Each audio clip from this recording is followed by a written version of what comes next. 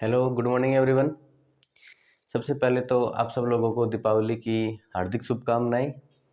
और आज मैं इस दीपावली के पावन पर्व के ऊपर आप सब लोगों से एक उम्मीद और करता हूं कि आप सब लोग आज से एक नए उमंग, एक नई जागृति और जोश के साथ में आगे आने वाले जितना भी जो अपना एक साल का जो टाइम है, अपना एक गोल, अपना एक लक्ष्य, एक टारगेट फिक्स करें कि आगे आने वाले एक साल के अंदर हम लोग जो है अपने जोश और उमंग के साथ में अपने इस लक्ष्य को हासिल करने के लिए फुल जी जान लगा देंगे।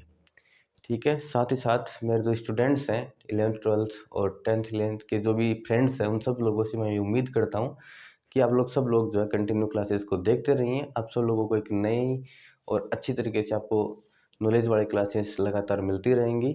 और चैनल को लाइक एंड सब्सक्राइब भी जो है टाइम टू टाइम करते रहें और साथ ही साथ बेल आइकन को भी क्लिक कर लें। तो हम लोग जो ऑप्टिक्स की क्लासेस को कंटिन्यू करते हुए आज एक बहुत ही महत्वपूर्ण घटना मैं आप सब लोगों के सामने लेके आया हूँ, जिसका नाम है पूर्ण आंतरिक परावर्तन। ये जो घटना है इसका आरबीएससी बोर्ड के अंदर आप लोग ये कन्फर्म मान के चलें, एनसीईआरटी के थ्रू मैं बता रहा हूँ। आरबीएससी बोर्ड 2023 का जो एग्ज़ाम होगा अपना 2024 का 2024 का जो एग्ज़ाम होगा उसके अंदर ये आपको ये क्वेश्चन जो है 101% मिलेगा। तो देखिए, आज पहले अगली जो घटना है प्रकाश की, उसका नाम है पूर्ण आंतरिक परावर्तन। पूर्ण आंतरिक परावर्तन एकदम से धीरे धीरे सारी चीज़ों को, कॉन्सेप्ट को क्लियर करना आप लोगों का टारगेट होना चाहिए। आप लोगों का टारगेट सिर्फ ये नहीं होना चाहिए कि भाई जो है वीडियो को जो है आगे स्किप करते करते करते करते बस पार करना है। इन चीज़ों के बारे में ये ज़रूरी नहीं है कि सिर्फ ये चीज़ें 11th 12th क्लास के लिहाज से ही बेहतरीन है। आप लोगों को, अगर आप लोग पढ़ते मतलब क्लासेस के स्टूडेंट नहीं हो, फिर भी आप लोगों को पता होना चाहिए, क्योंकि फिजिक्स एक ऐसा सब्जेक्ट है जो आपको अपने दैनिक जीवन से जोड़ता है, डेली लाइफ से आपको जोड़ता है। फिजिक्स हम लोग सिर्फ किताबों के अंदर नहीं पढ़ते हैं, फिजिक्स हम लोग पढ़ते हैं अपने डेली के लाइफ के बिहेवियर के अंदर। जो भी चीज़ें हो रही हैं वही चीज़ें किताबों के अंदर लिखी हुई हैं, कोई नई चीज़ें थोड़ी थोड़ी है इसके अंदर। देखना अभी पूर्ण आंतरिक परावर्तन के अंदर आप लोग देखोगे तो जो भी मैं घटना आपको पढ़ा रहा हूँ, इंसिडेंट में पढ़ा रहा हूँ, जैसे परावर्तन वर्ण पढ़ाया, वर्ण विक्षेपण आया, प्रिज्म आया, इन सब को मैंने कोशिश करी है कि आप लोगों को डेली लाइफ के एग्जांपल्स के थ्रू मैं आपको जोड़ सकूं। तो वैसे आप लोग पूर्ण आंतरिक परावर्तन के अंदर पहले घटना पढ़ेंगे, इसका डायग्राम मैं आपको समझाऊंगा, उसके बाद में हम लोग जो है डेली लाइफ वाले एग्जाम्पल आपके सामने रखेंगे और आप लोग देखना इनको। इंग्लिश में इसको बोलते हैं total internal reflection. Total internal reflection.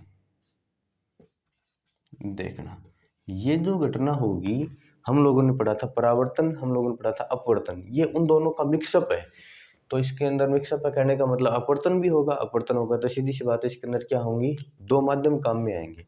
तो मैंने एक तो बना लिया, ये देखिए आपके सामने, एक मैं बना लेता हूँ विरल माध्यम, एक लेंगे सर ये है कौन सा माध्यम है, ये माध्यम है सघन माध्यम। कौन सा माध्यम है, सघन माध्यम। इससे ऊपर वाला ये कौन सा माध्यम है, विरल माध्यम। Denser medium and rare medium, ये वाले माध्यम है। अब देखिए, पूर्ण आंतरिक परावर्तन की घटना के लिए दो शर्तें हैं, वो दो शर्तें होंगी तभी ये घटना पॉसिबल हो पाएगी। एक शर्त तो कौन सी है कि प्रकाश की किरण जो है हमेशा सघन माध्यम से कौन से माध्यम में जानी चाहिए, विरल माध्यम में जानी चाहिए। ये सबसे पहली शर्त है। दूसरी शर्त, ये पहली शर्त स्टार्टिंग में काम में आई है, दूसरी शर्त लास्ट में काम में आएगी। तो पहली शर्त हमेशा याद रखेंगे, प्रकाश की किरण कौन से माध्यम से कौन से में जानी चाहिए, सघन माध्यम से विरल माध्यम में जानी चाहिए। देखिए, मैं आपके सामने एक प्रकाश की किरण है, उसको सघन माध्यम से विरल माध्यम में भेज रहा हूँ।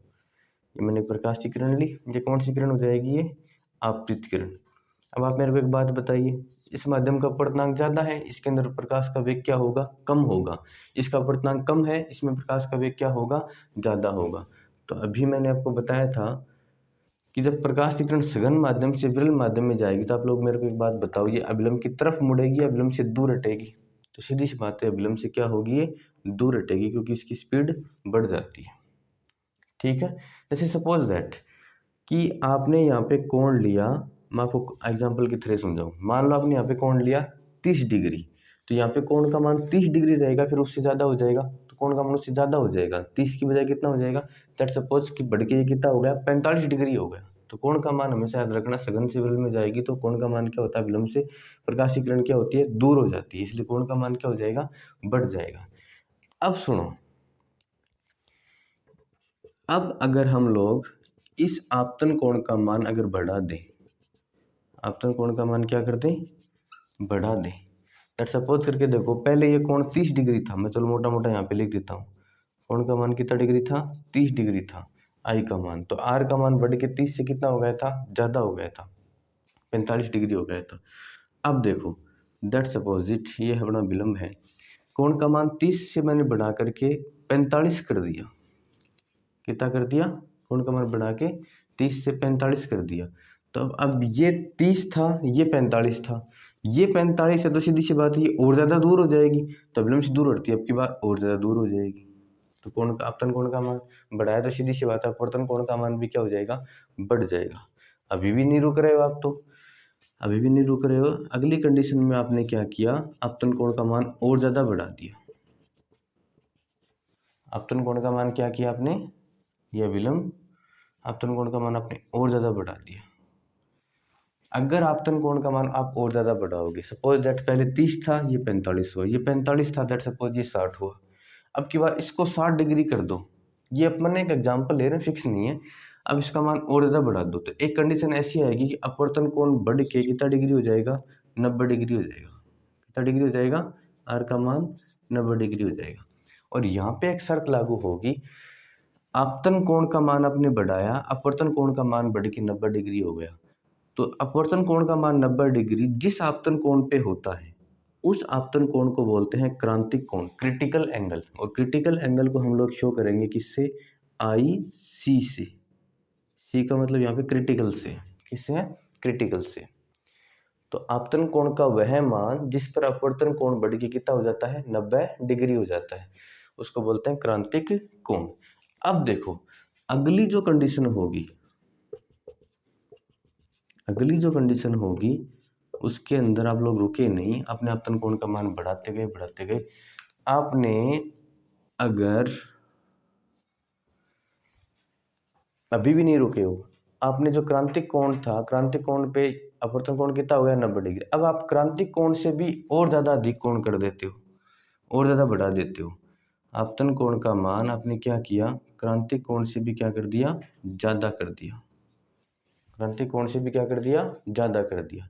तो अब आप मेरे को एक बात बताओ, ये पहले इधर थी, फिर और इधर बड़ी दूर हुई, अब और ज़्यादा दूर होगी, कितने डिग्री होगी, 90 डिग्री होगी, अब ये क्या होगी, अब ये बेचारी इसके अंदर तो जाएगी नहीं, तो ये बेचारी क्या करेगी, ये इसके अंदर वापस आ जाएगी मुड़ के, यानी कि सघन माध्यम में गई और सघन माध्यम में क्या हो गई, वापस आ गई। तो मैंने आपको क्या बताया, अगर एक ही माध्यम काम में आता है, उसी माध्यम में जाती है और उसी माध्यम में वापस आ जाती है, तो आप बताओ कौन सी घटना हो गई, ये हो गया परावर्तन, अंदर ही अंदर हो गया, सघन से सघन के अंदर हो गया, जिसको बोलते हैं आंतरिक परावर्तन, और पूरी तरीके से हुआ है, इसको बोलेंगे पूर्ण आंतरिक परावर्तन। तो मैंने आपके सामने 4 डायग्राम पेश करे, 1 2 3 और 4, इसी प्रकार से आपको ये चारों डायग्राम पहले उतारने हैं, उसके बाद में नीचे थ्योरी लिखनी है। थ्योरी के अंदर क्या लिखोगे वो सुनो, थ्योरी के अंदर ये लिखोगे, जब प्रकाश की किरण सघन माध्यम से विरल माध्यम में जाती है, ये कंडीशन है, उसके नीचे अंडरलाइन करना कि जब प्रकाश की किरण सघन माध्यम से विरल माध्यम में जाती है तो विलंब से दूर हटती है, ये लाइन लिख देंगे, जब प्रकाश किरण सघन माध्यम से विरल माध्यम में जाती है तो विलंब से दूर हटती है। आपतन कोण का मान बढ़ाने पर, आपतन कोण का मान बढ़ाने पर अपवर्तन कोण भी बढ़ता है, बढ़ता है। आपतन कोण का वह मान जिस पर अपवर्तन कोण बढ़ के 90 डिग्री हो जाता है, उस कोण को क्या बोलते हैं, क्रांतिक कोण। तो क्रांतिक कोण एक प्रकार का आपतन कोण है जिस पर अपवर्तन कोण कितना डिग्री हो गया है, 90 डिग्री हो गया। लास्ट कंडीशन सबसे इंपॉर्टेंट है, क्रांतिक कोण से अधिक कोण पर, क्रांतिक कोण से अधिक कोण पर प्रकाश की किरण विरल माध्यम की अपेक्षा सघन माध्यम में क्या हो जाती है, परावर्तित हो जाती है, इस घटना को बोलते हैं पूर्ण आंतरिक परावर्तन। ये तो हो गई इसकी डेफिनेशन की बात, डायग्राम्स की बात। अब देखो डेली लाइफ में इसका यूज कहाँ पे होता है। इससे पहले मैं आपको एक छोटा सा इसके अंदर डेरिवेशन और निकाला जाता है कि इस क्रांतिक कोण और ये इस माध्यम के अपवर्तनांक में क्या संबंध होता है। ये जो माध्यम लिया अपन ने सघन माध्यम, इसके अंदर क्या रिलेशन होता है। तब देखो रिलेशन मैं आपको यहीं पे बताऊं,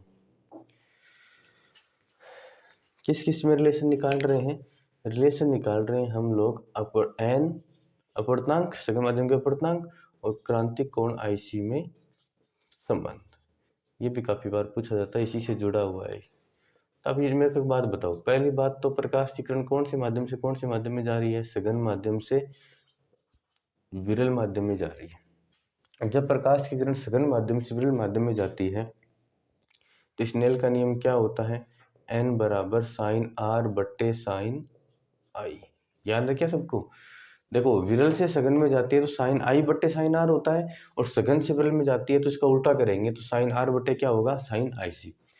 अब देखो पूर्ण आंतरिक परावर्तन के लिए आपतन कोण किसके बराबर है, आई का मान किसके बराबर है, ये तीसरी कंडीशन के लिए निकालेंगे रिलेशन जो निकाल रहे हैं, क्योंकि क्रांतिक कोण सबसे पहले अपन ने यहीं पे देखा था और क्रांतिक कोण अपवर्तनांक में रिलेशन निकाल रहे हैं, ये तो क्रांतिक कोण से अधिक कोण हो गया, तो अपन लोग निकाल रहे हैं रिलेशन क्रांतिक कोण और अपवर्तनांक के बीच में, तो तीसरी कंडीशन के अंदर है क्रांतिक कोण, तो इसको पकड़ेंगे।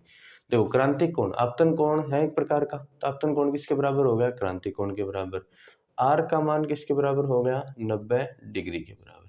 इस कंडीशन के लिए देखो स्नेल का नियम क्या आएगा, एन बराबर साइन आर की जगह पे कितना रखोगे 90 डिग्री, आई की जगह पे क्या रखोगे IC। साइन 90 की वैल्यू कितनी होती है, 1 होती है, तो एन बराबर क्या आ गया, 1 बट्टे साइन IC आ गया, और 1 बट्टे साइन को क्या बोलते हो, कोसेक। ये रिलेशन आ गया 1 बट्टे साइन IC या फिर कोसेक IC, ये एंगल है भाई कोसेक IC। ये वाला रिलेशन भी आप लोग याद रखना, इसके ऊपर न्यूमेरिकल भी काफी बार पूछा जाता है। हो सकता है आपको अपवर्तनांक की वैल्यू दे दे, क्रांतिक कोण पूछ ले, हो सकता है आपको क्रांतिक कोण की वैल्यू दे दे और अपवर्तनांक की वैल्यू दे दे। जैसे एक न्यूमेरिकल मैं आपको करवाऊं, ये मिटा दूं तो देखो,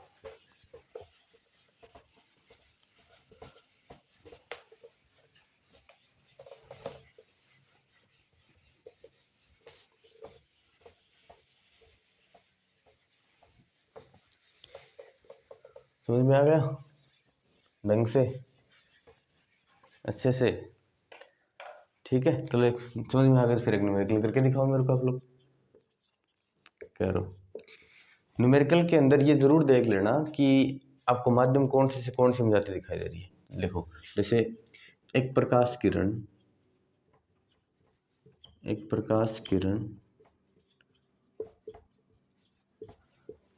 किसी माध्यम से हवा में गमन करते हुए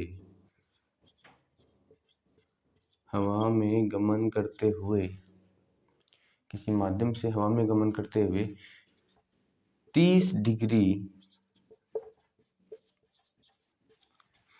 कोण पर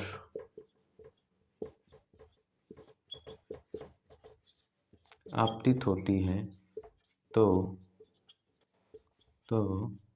पूर्ण आंतरिक परावर्तन की होती है, तो पूर्ण आंतरिक परावर्तन की घटना होती है। तो इस स्थिति में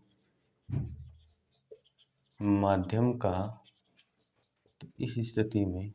का अपवर्तनांक बताइए।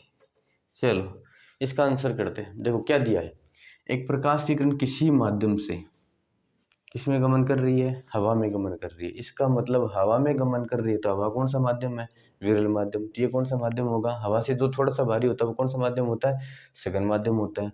गमन करते हुए कितने डिग्री कोण पर आपतित हो रही है, 30 डिग्री कोण पर आपतित हो रही है। देखो ये मान लो विरल माध्यम है, सघन माध्यम है, और ये कौन सा माध्यम होता है, ये ऊपर है हवा और नीचे कौन सा माध्यम है, सघन माध्यम। कितने डिग्री कोण पर आपतित हो रही है, 30 डिग्री कोण पर, और क्या हो गई, वो अपवर्तित हो गई। और क्या हो रही है, पूर्ण आंतरिक परावर्तन की घटना हो रही है। इसका मतलब ये जो कोण है, ये कौन सा कोण है, ये क्रांतिक कोण है। क्रांतिक कोण से अधिक कोण हो गए। अब देखो इस स्थिति माध्यम का अपवर्तनांक बताओ, तो आप लोग जानते हो, हम लोग जानते हैं कि क्रांतिक कोण के अंदर और माध्यम के अपवर्तनांक में क्या रिलेशन होता है, n बराबर 1 बटा साइन IC। तो n बराबर 1 बटा साइन IC की वैल्यू कितनी है, 30 डिग्री है। क्या क्रांतिक कोण कितना दिया है, 30 डिग्री। n बराबर 1/37 का मान कितना होता है 1/2, 2 कहाँ पे चला जाएगा ऊपर चला जाएगा, तो n की वैल्यू कितनी आ गई 2 आ गई। तो ये छोटा सा एक न्यूमेरिकल इसके ऊपर पूछा जा सकता है, पूर्णांतरिक परावर्तन से जुड़ा हुआ है, इसको भी आप लोग याद रखेंगे। अब सीधा यहाँ पे रखोगे कोसेक 30 की वैल्यू कितनी होती है 2 होती है, तो सीधा भी आप लोग निकाल सकते हो 1/sin80 की वैल्यू निकाल सकते हो। अब देखो पूर्णांतरिक परावर्तन के डेली लाइफ के अंदर एग्जाम्पल कौन कौन से तो अपनी बुक्स के अंदर दिए हुए हैं, अपने सिलेबस के अंदर, इनको आप ढंग से याद रखें। मैं आपको सिंपल बातें बताता हूँ कि पूर्णांतरिक परावर्तन घटनाओं में कैसे होता है और इनका कारण भी बताता हूँ। देखिए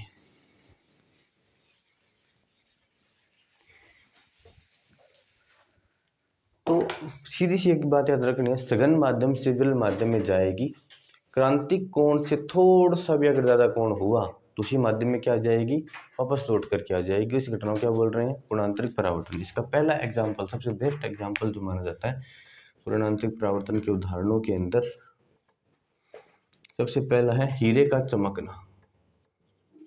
हीरे का चमकना, शाइनिंग ऑफ डायमंड।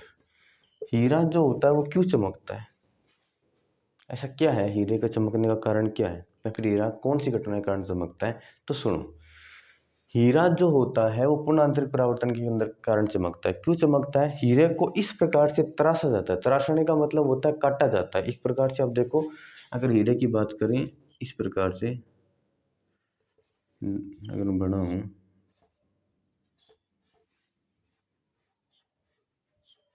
एकदम से सही तो शायद वो नहीं बनेगा मेरे से, लेकिन इस प्रकार से इसके अंदर कई प्रकार की ऐसी परतें बनाई जाती हैं। इसके अंदर हीरे की जो कट होती है, कट ये जो होती है कट इतनी ज़्यादा पैन नहीं, एकदम से छोटी छोटी कट होती हैं। और इसके लिए जो क्रांतिक कोण होता है ये आपको याद रखना है, हीरे के लिए जो क्रांतिक कोण होता है वो होता है 24.4 डिग्री।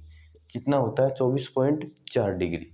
साथ ही साथ इसका जो अपवर्तनांक होता है, हीरे का अपवर्तनांक याद रखना 2.4, कितना होता है 2.4। अब देखो कांच का अपवर्तनांक तो बहुत कम था, कांच का क्राउन कांच का अपवर्तनांक कितना बताया था 1.52, इसका अपवर्तनांक कितना होता है 2.4। साथ ही साथ मैंने आपको बताया थी जिस माध्यम का अपवर्तनांक जितना ज़्यादा होगा उस माध्यम के अंदर प्रकाश की किरण जो होगी वो उतनी ही ज़्यादा मुड़ेगी।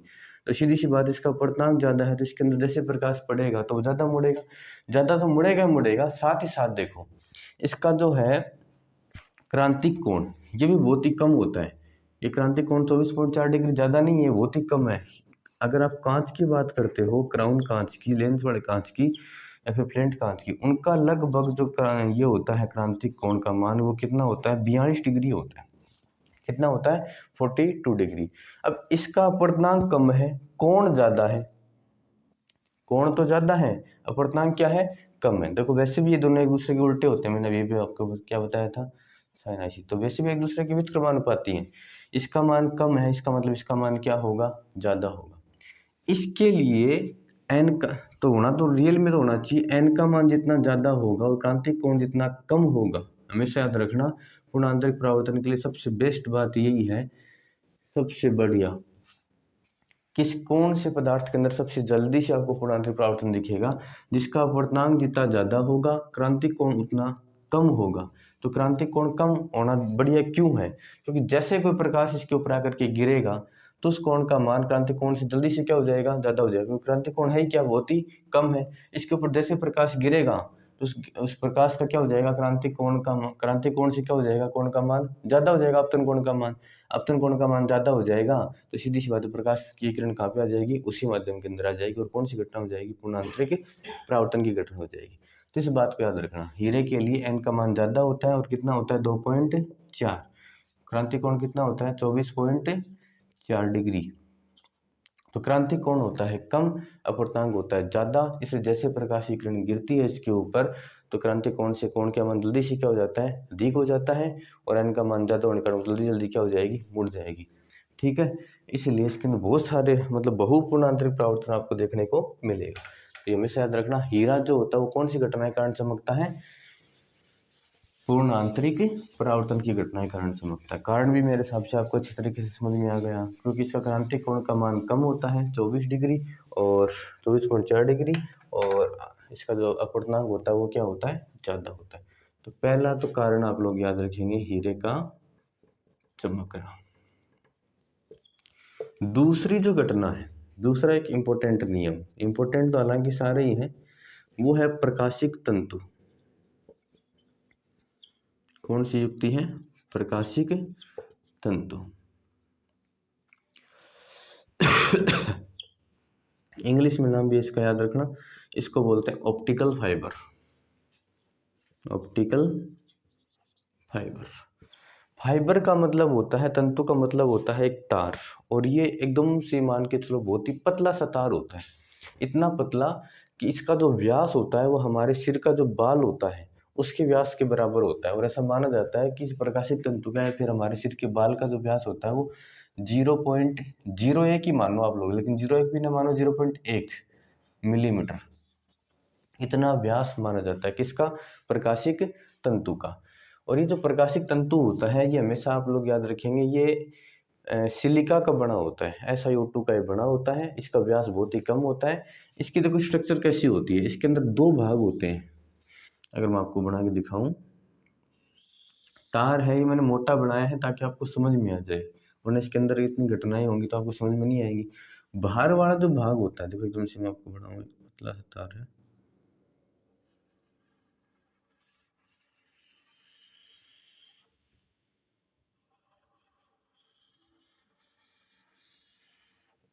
ये जो बाहर वाला भाग है ये विरल होता है, इसके अंदर हवा भरी हुई होती है। इस बाहर वाले भाग को बोलते हैं क्लेडिंग या फिर आवरण भी बोलते हैं इसको, हिंदी में इसको बोल देते हैं बाह्य आवरण, बाह्य आवरण का काम करेगा, और या फिर इंग्लिश में इसको बोलते हैं क्लेडिंग, क्लेडिंग। याद रखना, कभी कभार हिंदी में भी इसका लिखा हुआ आता है कि बाहर वाले भाग को क्या बोलते हैं? क्लेडिंग बोलते हैं। और अंदर वाला जो भाग होता है ये होता है सघन भाग होता है। ये कैसा भाग होता है?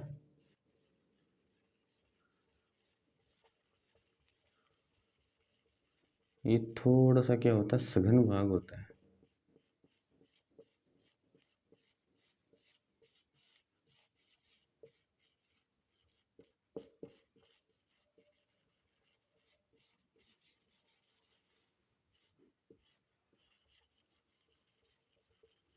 ये सघन भाग होता है, इसको बोलते हैं कोर। क्या बोलेंगे इसको? कोर बोलेंगे, कोर।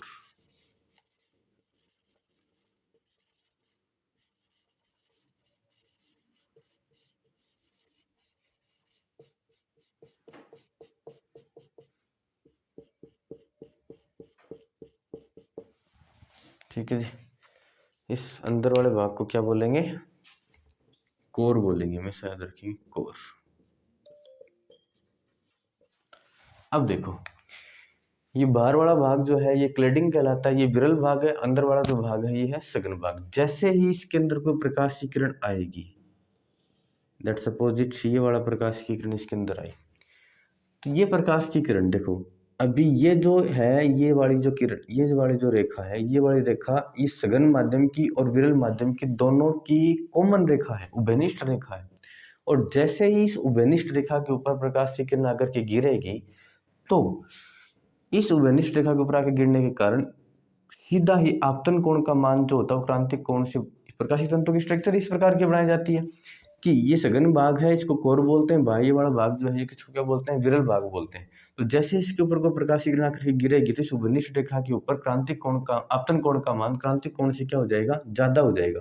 क्रांतिक कोण का मान जैसे ही, सॉरी, आपतन कोण का मान जैसे ही क्रांतिक कोण से ज्यादा होगा तो वापस इस सघन माध्यम, अंदर अंदर की बात कर रहा हूँ, जैसे सघन माध्यम के अंदर गई थी, इसी सघन माध्यम के अंदर क्या हो जाएगी? वापस लौट आएगी। यहाँ पे आपतन कोण का मान क्रांतिक कोण से क्या हो जाएगा? ज्यादा हो जाएगा। तो सघन में गई, सघन में क्या हो गई? वो वापस आ गई। वापस देखो नीचे, ये कौन सी है? ये वापस विरल माध्यम की और सघन माध्यम की क्या है? उभयनिष्ठ रेखा है, कॉमन रेखा है। तो इसके ऊपर जैसे प्रकाश गिरेगा तो वापस वो क्या हो जाएगा? क्रांतिक आपतन कोण का मान क्रांतिक कोण से ज्यादा हो जाएगा और वापस इसी माध्यम में क्या हो जाएगी? वो परावर्तित हो जाएगी वापस। तो इस प्रकार से देखो, एक बार पूर्णांतरिक परावर्तन हुआ, दो बार पूर्णांतरिक परावर्तन हुआ, वापस देखो यहाँ पे उभयनिष्ठ रेखा पे टकराएगी, वापस आपतन कोण का मान क्रांतिक कोण से क्या हो जाएगा? ज्यादा हो जाएगा, वापस पूर्णांतरिक परावर्तन होगा, वापस होगा, वापस होगा, वापस होगा। इस प्रकार से याद रखना, प्रकाशिक तंतु जो है वो पूर्णांतरिक परावर्तन पे नहीं, ज्यादा अगर सही तरीका बोले तो ये बोलेंगे बहुपूर्ण आंतरिक परावर्तन, बहुपूर्ण आंतरिक परावर्तन मतलब कई बार इसके अंदर क्या हुआ है, पूर्ण आंतरिक परावर्तन हुआ है। तो ये बहुपूर्ण आंतरिक परावर्तन की घटना पर ये आधारित है, इस बात को याद रखेंगे। कौन सी युक्ति है?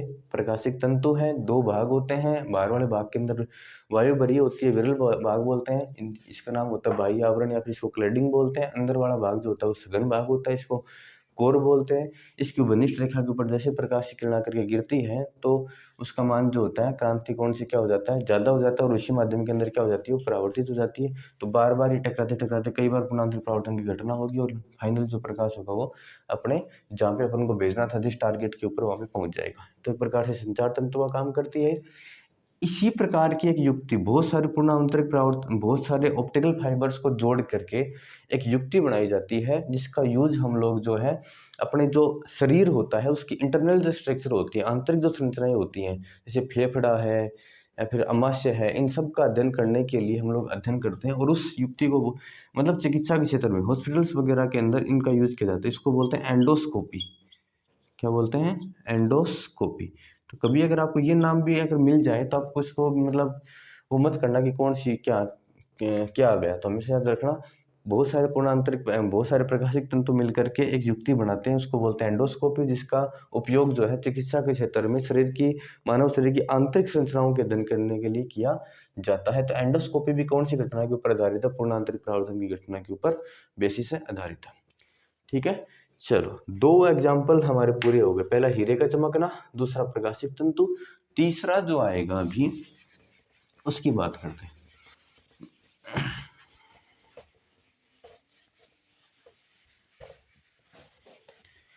तीसरी जो घटना आती है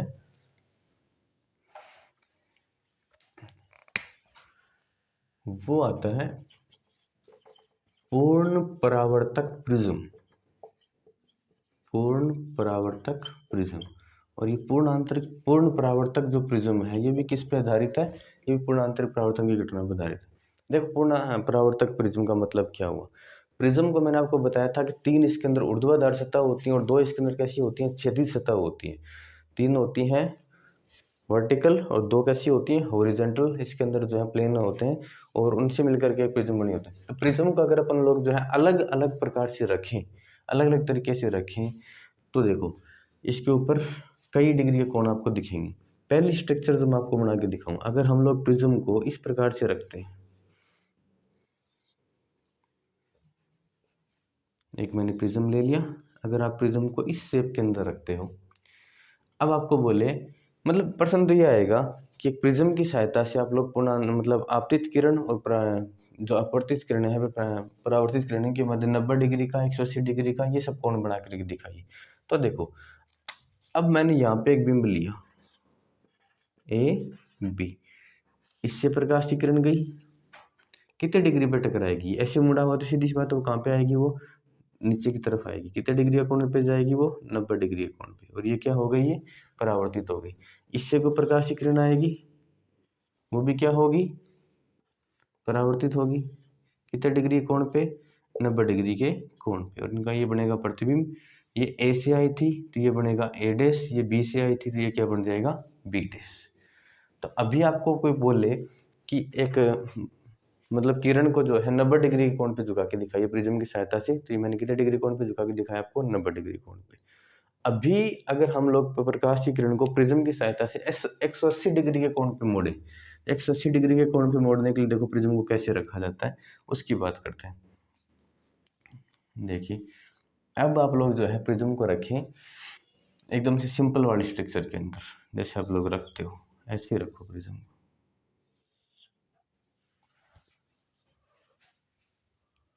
या फिर एक मिनट रुकना, अगर हम लोग ऐसे रखें तो ये कैसे जाएगी?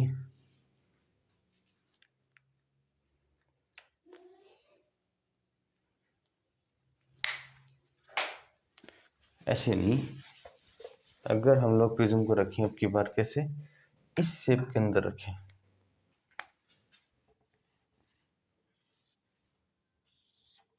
इस शेप के अंदर रखो प्रिज्म को। आप लोग ऐसे रखोगे तो क्या होगा? ये प्रकाश की किरण आएगी, यहाँ पे मैंने एक बिंब ले लिया ए बी, ये प्रकाशीय किरण आई, ये नीचे की तरफ जाएगी टकरा करके, कितने डिग्री कोण पे मुड़ी है 90 डिग्री कोण पे, ये वापस कहाँ पे आ जाएगी, ये नीचे की तरफ जाएगी, ठीक है। ऐसे यहाँ से कोई प्रकाशीय किरण आएगी बी से, तो वो वापस नीचे की तरफ जाएगी, 90 डिग्री कोण पे मुड़ेगी वापस, तो इसने भी 90 डिग्री बनाया, इसने भी कितना डिग्री कोण बना दिया 90 डिग्री कोण बना दिया, और ये क्या बनेगा ए डैश बी डैश। इस प्रकार से कितने डिग्री कोण पे 90 कितने डिग्री हो गई, ये 180 डिग्री कोण पे हो गई।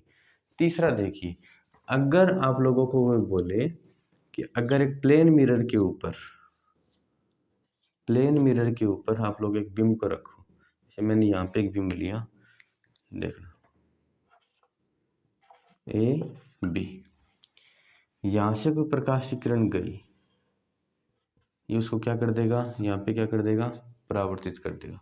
यहाँ से कोई प्रकाश की किरण जाएगी, ये उसको भी क्या कर देगा परावर्तित कर देगा। ए से गई, ये क्या बना दिया ए डैश, बी से गई, इसने क्या बना दिया बी डैश। इसके अंदर क्या होता है, बिंब जो है वो बनता तो वैसा का वैसा है, लेकिन वो उल्टा हो जाता है। इसके अंदर बी ऊपर था ए नीचे था, इसके अंदर ए डैश ऊपर है और बी डैश क्या है नीचे, तो मतलब उल्टा प्रतिबिंब आपको मिलेगा। ये सारी स्ट्रक्चर आप लोग याद रखना। ये सारी घटनाओं के अंदर भी कौन सी घटना हो रही है, पूर्ण आंतरिक परावर्तन की घटना हो रही है, ठीक है। 90 डिग्री 180 डिग्री और उल्टा प्रतिबिंब के अंदर, तो पूर्ण परावर्तक जो प्रिज्म होता है वो भी कौन सी घटना पे बेसिस होता है, पूर्ण आंतरिक परावर्तन के ऊपर। और लास्ट जो घटना पड़ी आएगी वो है मरीचिका, जिसको अपन लोग मिरेज भी बोलते हैं, वो भी कौन सी घटना पे आधारित है। आप लोग देखना, कभी सफर करते हो या फिर सफर आप लोग खुद भी अगर गाड़ी वगैरह नहीं चलाते हो, तो आप बस के अंदर ड्राइवर की जो सीट होती है उसके पास में आप लोग बैठना, आप देखोगे सड़क के ऊपर दूर आपको ऐसा लगेगा कि पानी या फिर एक तालाब जो है वो ऐसा कुछ नजर आएगा वहाँ पे आपको। और जब पास में जब बस चली जाती है या फिर गाड़ी को अपन पास में लेके जाते हैं तो वहाँ पे कुछ नहीं होता, एक प्रकार का भ्रम होता है। ये भ्रम ही क्या है, मरीचिका। ये भ्रम कैसे बनता है देखो, तो अगला जो एग्जाम्पल है वो है मरीचिका मिरेज। 4 नंबर मरीचिका मिरेज। मरीचिका कौन सी घटना पे आधारित है, ये काफी बार पूछा जाता है, इसको याद रखना। देखो होता क्या है, हमेशा याद रखना, जैसे ये जमीन है, ठीक है, या फिर क्षैतिज है, आप इसके ऊपर खड़े हो यहाँ पे, या फिर कोई पेड़ खड़ा है, मैं ये बना देता हूँ, ये कोई पेड़ खड़ा है। अब पेड़ के अंदर आपको पता ही है, पेड़ कौन सी हवा छोड़ेगा, ठंडी हवा छोड़ेगा। मरीचिका की जो घटना आपको देखने को मिलेगी वो मिलेगी गर्मियों के अंदर, और गर्मियों में भी खास करके आपको लोगों को रेगिस्तान के अंदर ये घटना आपको देखने को मिलती है। गर्मियों के अंदर क्या होता है, ये जो मिट्टी होती है, मिट्टी गर्म हो जाती है, तो गर्म होगी, गर्म चाहे पानी हो या फिर मिट्टी हो, सीधी सी बात है उसका घनत्व क्या हो जाता है, कम हो जाता है। तो ये गर्म मिट्टी जो होगी घनत्व कम होगा इसका, या फिर पेड़ से जो हवा आएगी वो कैसी आएगी, वो ठंडी हवा होगी, ठंडी हवा का घनत्व क्या होता है, ज्यादा होता है। तो पेड़ के आसपास में जो हवा होती है, यहाँ तक जो हवा होती है, यहाँ तक इस रेंज के अंदर मान लो आप लोग, ऊपर वाली जो वो सारी सारी कौन सी है, ठंडी है। ठंडी है तो वो कैसी है, सघन है। ये वाली कौन सी है, विरल है। जैसे ही मान लो यहाँ पे सूर्य है, सन है, इस सन से कोई प्रकाश की किरण आएगी, ये प्रकाश की किरण आएंगी, ये यहाँ तक आई, ये कौन सा माध्यम है, सघन माध्यम है। कि मिट्टी के ठीक ऊपर वायु गर्म होने के कारण ये वायु कैसी हो गई है, विरल हो गई है। कैसी वायु हो गई है, विरल वायु हो गई है। यहाँ से एक डायग्राम और बना देता हूँ, चलो, ये प्रकाश की किरण आई, ठीक है। अब सघन से ये ऊपर वाली वायु कैसी थी, पेड़ के पास सामने वाली सघन, ये नीचे वाली कौन सी है, विरल। सघन से विरल माध्यम में जाएगा तो सीधी सी बात है, ये इसका क्या कौन सी घटना होगी, अभी ये अपवर्तन होगा। लेकिन अगर आपतन कोण का मान क्रांतिक कोण से ज्यादा हो जाएगा तो वो इसी सघन माध्यम में क्या हो जाएगी।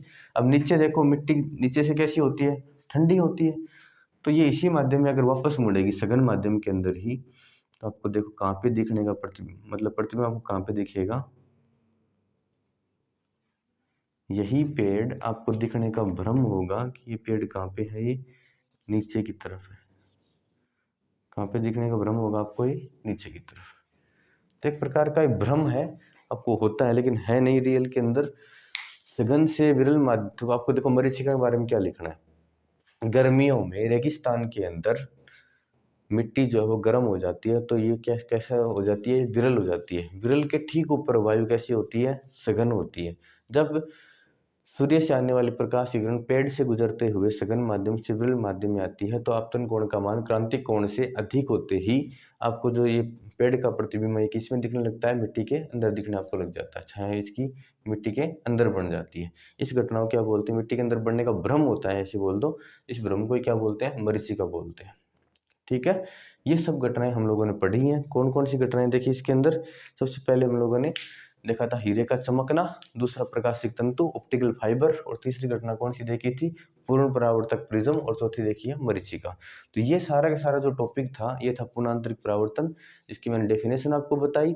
एन और आईसी यानी कि अपवर्तनांक और क्रांतिक कोण में रिलेशन बताया। एन बराबर क्या होता है, 1/sin IC, और उसके बाद में हमने बात करी पूर्णांतरिक परावर्तन के एग्जाम्पल्स की। अब लास्ट के अंदर जो घटनाएं हमारे पास में या फिर जो बची है, मैंने आपको बताया था शुरुआत के अंदर कि किरण प्रकाशिकी के अंदर हम लोग प्रकाश से जुड़ी महत्वपूर्ण घटनाएं जैसे परावर्तन, अपवर्तन, पूर्णांतरिक परावर्तन, वर्ण विक्षेपण और प्रकीर्णन। वर्ण विक्षेपण और प्रकीर्णन इस बार के सिलेबस के अंदर हमारे है नहीं, इसलिए मैंने उसको एक बार लास्ट के अंदर करवाएंगे अगर टाइम बचेगा तब। अभी मैंने उसको एक बार छोड़ रखा है। और उसके बाद मैंने आपको बताया कि हम लोग क्या करेंगे, कुछ प्रकाशिक युक्तियों के बारे में पढ़ेंगे। तो अभी हमारे पास में 2 प्रकाशिक युक्तियां बची हुई हैं, एक सूक्ष्मदर्शी और एक बची हुई है दूरदर्शी, माइक्रोस्कोप और टेलीस्कोप। उनकी बात करेंगे नेक्स्ट क्लास के अंदर। इस क्लास के अंदर सिर्फ इतना ही। पूर्णांतरिक परावर्तन को आप लोग मैं उम्मीद करता हूँ कि इस क्लास को आप पूरी देखने का प्रयास करेंगे, और घर पे बुक्स के अंदर, नोट्स के अंदर आप लोग डिटेल्स इनको पढ़ेंगे, क्योंकि मैंने यहाँ पे लिखा नहीं पाता हूँ, सब समझाने की मैंने कोशिश करी है। आप लोग को एक एक वीडियो को स्काइप न करके एकदम से स्लो और पूरा वीडियो को देखें, क्लासेस को देखें और कंटिन्यू क्लासेस को लेते रहें।